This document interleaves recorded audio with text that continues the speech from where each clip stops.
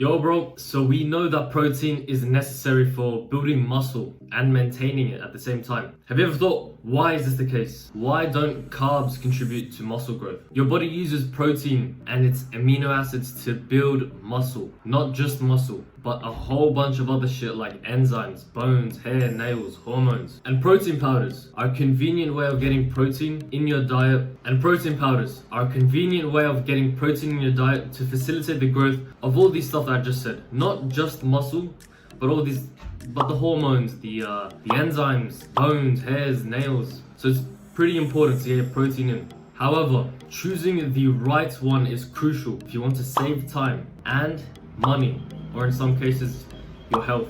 Okay, the first thing you want to look out for is if the company amino spikes. Amino spiking is when companies basically artificially inflate their protein content by adding amino acids into their protein.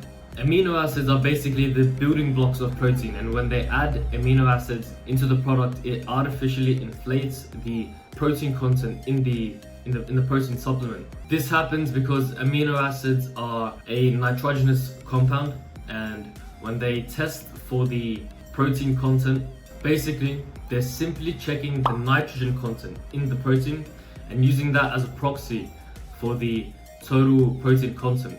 The same thing also goes for creatine monohydrate. So don't get fooled by companies adding in amino acids and creatine thinking you're getting a better deal when in reality you're just wasting money. The second thing you want to look out for is the quality of your protein source. I would personally recommend whey protein because the thing is, vegan protein and animal-based protein, they're not the same. Animal-based protein is much better quality compared to vegan protein, and this comes down to the amino acid profiles and the digestibility, the absorbability, all of that jazz. So the first reason why animal-based protein is much better than vegan protein is because it's absorbed much more readily in your body. You're going to absorb much more of the protein from stuff like fish, chicken, eggs, beef, lamb, much more than legumes, nuts, seeds, stuff like that. They're very low quality, they won't be absorbed in your body, stay away from them. But there's nothing wrong with them per se, just don't stick to it as your staple protein intake. Okay, so for the second reason, you're going to need to understand essential amino acids. Essential amino acids are basically amino acids that our body cannot synthesize. It must take in these amino acids through our diet. And the amino acid profile of animal-based protein is actually way more optimized for muscle growth than just basic optimal function. Amino acids are the building blocks of protein, and there are a couple things you should know about them. The amino acid most responsible for triggering muscle protein synthesis is called leucine, one of the branch chain amino acids. There's specifically 3 branch chain amino acids, 9 essential amino acids, and 20 amino acids altogether, if I'm remembering correctly off the top of my head. And leucine, one of the BCAAs, is one of the main triggers of muscle protein synthesis, and it does this by stimulating mTOR, mammalian target of rapamycin, which is a growth pathway and basically leads to increased hypertrophy. That's one part of this equation.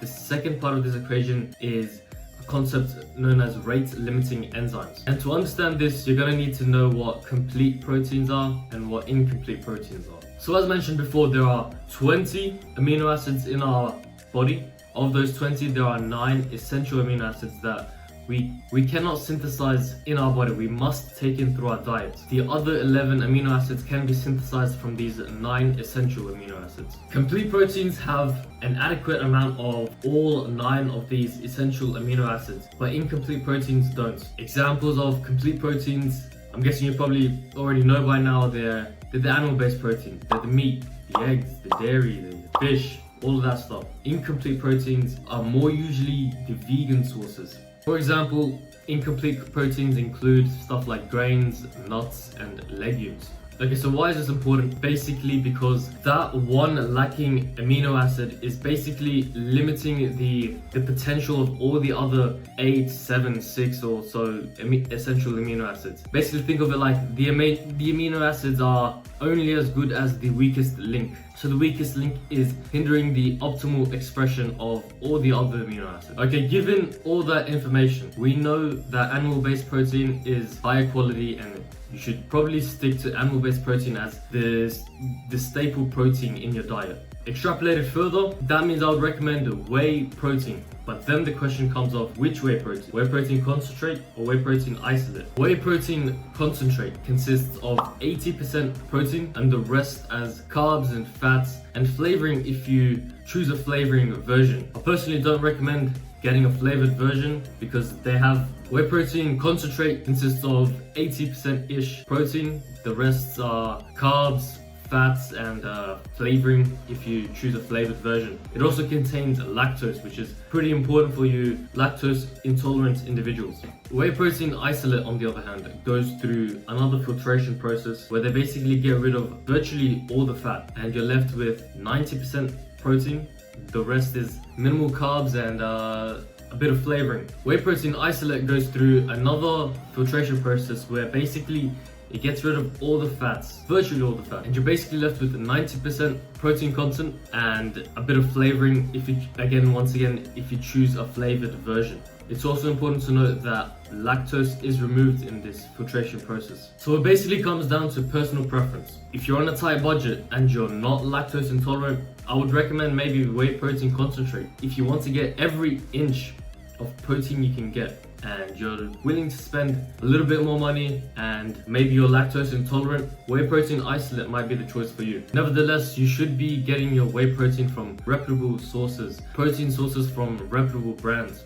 I personally use a brand called Switch Nutrition. I use their whey protein isolate, an unflavored version, because I don't want to be ingesting much sucralose other than in my pre-workout or the occasional energy drink, because there's some evidence it could harm your gut bacteria, but that's off track. I use Switch Nutrition whey protein isolate. It's a pretty high quality whey protein. It has digestive enzymes as well to support digestion, and it's pretty high quality. I can't say much else about this product. However, if you're looking for cheaper version of whey protein, you can check out whey protein by My Protein. Whey protein concentrate by My Protein. The brand is called My Protein, and they usually have clearances on their whey protein for ridiculous prices. Both of these will be linked in the description. For the My Protein whey protein concentrate, you can get 30 or 35% off with my referral code. But other than that, I hope you've learned. Please like the video, it helps the algorithm, and see you next time.